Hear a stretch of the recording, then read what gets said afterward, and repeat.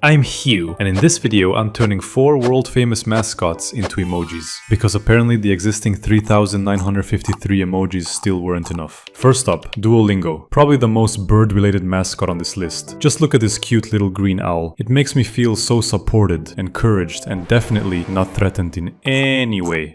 For the base, the choice was obvious. I grabbed the standard owl emoji and dragged it onto the canvas. I sampled the colors from the original owl and recolored the bird emoji to be accurate. Then I used clipping masks and lowered the opacity. Next, I swapped the beak and feet to match the same orange used in the original mascot. Sample the color, paint over the beak, use a clipping mask. I extended the sides of the head a bit. The result looks suspiciously like giant ears, which is perfect for hearing terrible Spanish pronunciation. Amo mi trabajo. Then I added shadows and a few extra feathers around the eyes. The owl was also due for a checkup, because green eyeballs are usually not a great sign, so I changed them to white. And now it looks pretty close to the original owl, but we all know the truth. This owl is evil. It bullies you into studying, spams your phone, then acts like the victim. You're gonna miss your streak, honey. So it's time to reveal Duo's true form. And what creates better suspense than a good old knife? The most effective educational tool. I changed the eyes to red, like after 8 straight hours of studying grammar rules you'll never use in real life. People say the eyes are the window to the soul. This owl doesn't have a soul, so I filled the pupils with a darker red, clipped everything into place with masks. There's probably a guy living inside those highlights, monitoring your learning progress. I added a fist emoji and placed a knife inside the fist, lowered the opacity, erased parts of the handle until it looked like the owl is holding it. So the Duo emoji finished. You're probably thinking, cool, but where can I use it?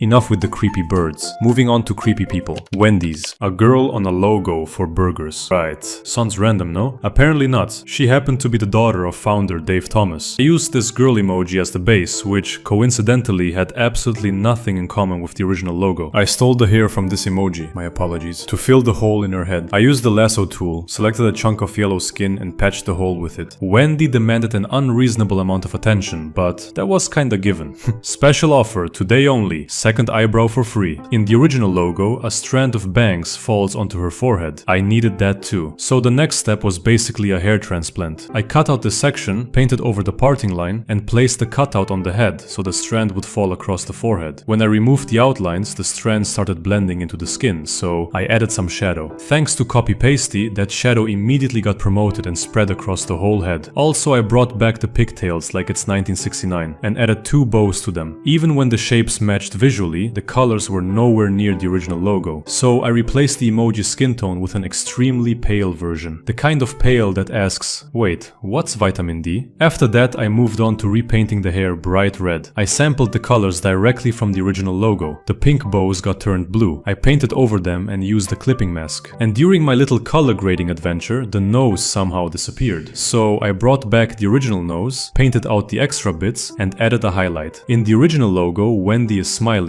because successful people, as we all know, never cry. So I cut a smile out of woman tipping hand emoji and placed it onto the new one. Then I painted over the black gap with white so the teeth would look like one continuous row. And of course I fixed the lips so they wouldn't look like something I had cut out with the lasso tool 5 minutes earlier. Then I dressed the mascot in the iconic Wendy's uniform, which I had to draw myself. Does it make me a costume designer now? The cherry on top was cherry on the face, freckles. And that's the final result. Wendy's emoji. Use it wisely, preferably only when the situation absolutely does not call for it.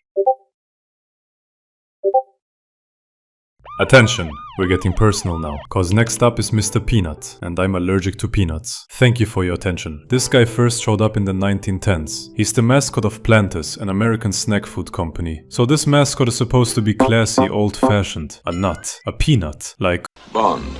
James Bond. Okay, I placed the peanut emoji onto the canvas. We only needed one Mr. Peanut, so the second peanut had to go. God bless whoever added the top hat emoji so I didn't have to draw one from scratch. And for the first time in my life, I actually needed the man with bunny ears emoji. I cut out the legs and attached them to the peanut. I did end up stealing one arm from those bunny ear guys too. No point walking across the entire emoji keyboard when the assets were already there. Recycling, sustainability, all that good stuff. Starting with the face. It's easier to get to the eyes when there is no hair in the way. Right. The result looked kinda depressing, so I needed a smile. Is it enough energy? I also needed a yellow nose. The problem was that the nose didn't fit at all. So instead of fixing the nose, yes, I changed the color of the whole peanut. The idea was that Mr. Peanut should be holding the top hat as if he's tipping it. I erased the pinky finger, copied the ring finger, and moved it into the pinky's place. Then I removed the upper part of the thumb, so it looked hidden behind the hat. I also added a shadow cast by the top hat. To make the arm black and the palm white, I used the 4 horsemen of Photoshop adjustments: hue, saturation, brightness, and contrast. One arm was finished. Unfortunately, Mr. Peanut had 2, but I dealt with that like a pro. The overall shape was there, but details like the cane and monocle are what actually make him look like Mr. Peanut. Then I added an eyebrow, just one.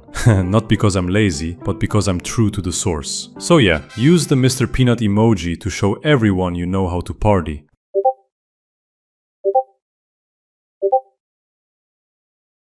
And for dessert, the red M&M mascot. I thought I found some use of the colorful circle emojis. Also, let's bring them back to life by commenting one red circle under this video. So I picked the red circle. I added standard emoji eyes. Then I built the eyelids using the red base layer, masking out the upper part of the eye and painting in fold details. Duplicated it and reused it for the second eye. Red M&M also needed a mouth because he has things to say about how much he hates green. I added emoji lips, flipped them upside down, then trimmed both top and bottom to make them thinner. Then I fully painted out the area where the teeth used to be. I reshaped the lips into that smug little grin, cleaned up the distortion artifacts, and repainted everything in red. Then I added eyebrows, duplicated them, lowered one slightly for that uneven, judgmental expression. Finally, I turned the eyes brown, leaving only highlights. Next came the arms. I combined 2 separate emojis, one flexing a bicep and one pointing. Stitched them together. The second arm took longer. Multiple emoji fragments forced into one straight limb. Runners have the best legs, so I stole it from this emoji. I adjusted the skin tone of the legs to a lighter shade using hue, lightness, and blending masks, and gave the mascot more fashionable sneakers. Still, the lips needed extra intervention. I told you. I reapplied the lips, cut unnecessary parts, reshaped everything with puppet warp, repainted in red, and cleaned up the edges again. If you're thinking, oh, what an ugly mouth, don't worry, the future me will notice it shortly and redo everything. Added a tongue too, positioned like it's licking the upper lip. And if the lips were going through changes, the eyebrows deserved an upgrade as well. So I redrew them into a more Sigma expression.